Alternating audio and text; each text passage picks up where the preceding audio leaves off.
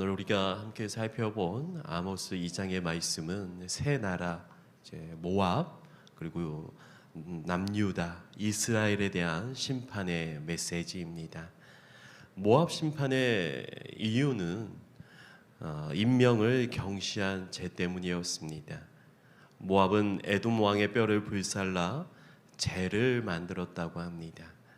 모압 심판의 방법은 불과 사망이었습니다. 궁궐은 불타고 재판장과 지도자들은 죽임을 당했습니다. 3절의 말씀을 보시면 내가 그 중에서 재판장을 멸하며 지도자들을 그와 함께 죽이리라 여호와께서 말씀하시니라. 아모스 1장부터 아모스 2장 3절까지는 이방의 6 국가에 대한 심판이었습니다. 4절부터 이제 선민 2 국가에 대한 심판의 말씀이 나타납니다. 유다에 대한 심판의 이유는 4절과 5절에 잘 나타나고 있는데 율법을 멸시한 것이었습니다. 대표적인 것이 바로 우상 숭배입니다. 4절 5절 말씀을 함께 보시겠습니다.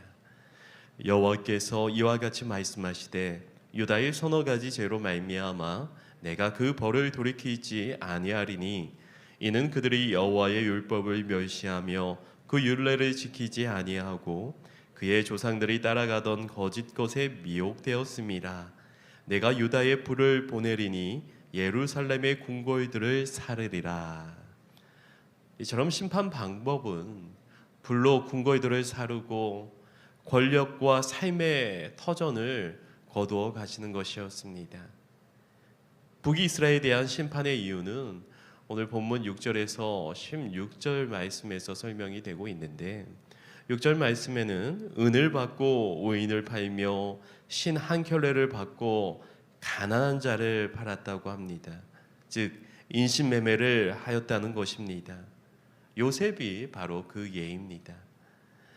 또 7절에 보면 약자를 멸시하고 동시에 성적으로 문란했습니다.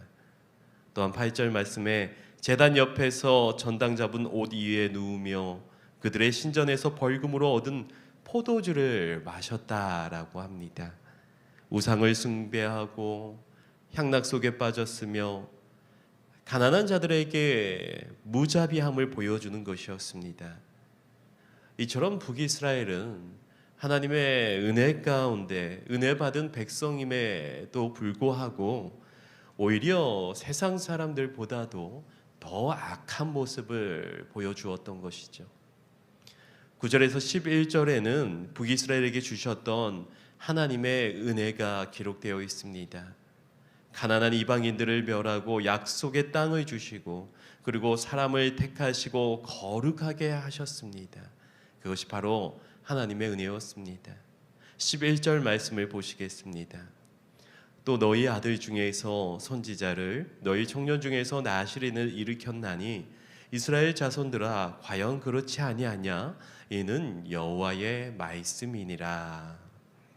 이처럼 큰 은혜를 받았지만 북이스라엘은 나시린조차도 타락하게 만들 정도로 그 사회가 악하고 선지자는 하나님의 말씀조차도 전하지 못하게 되었던 것입니다. 12절과 13절 말씀을 보시겠습니다.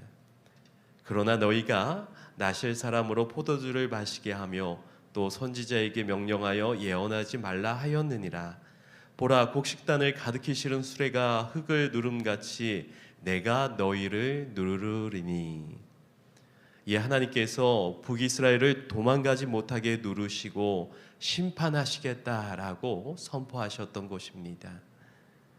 하나님께서 하나님의 백성들에게 기대하시는 것은 하나님의 말씀에 순종하며 온전히 여호와 하나님만을 바라보는 것입니다. 하나님의 백성이 하나님의 말씀을 버리면 오히려 세상보다 더 악한 모습으로 살아갈 수 있습니다. 그리고 더 큰 심판 가운데 놓이게 되는 것이죠. 그리스도인들은 이와 똑같은 심판을 당해서는 안 될 것입니다. 말씀을 지켜야 합니다. 거룩함을 지켜야 합니다. 하나님께서 기뻐하시는 성도의 삶을 사는 것이 바로 하나님을 기쁘시게 하는 삶이요 또 하나님의 영광을 위해서 사는 모습임을 기억할 수 있기를 바랍니다.